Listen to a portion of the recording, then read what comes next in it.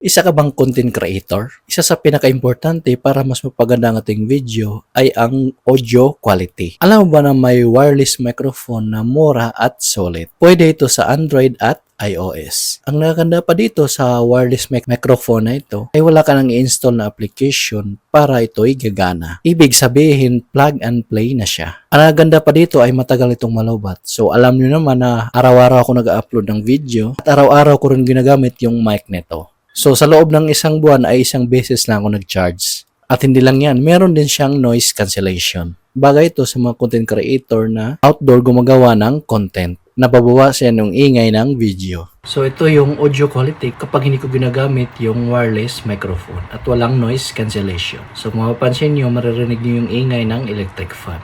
So ito naman yung audio quality or voice quality kapag gumagamit tayo ng wireless microphone.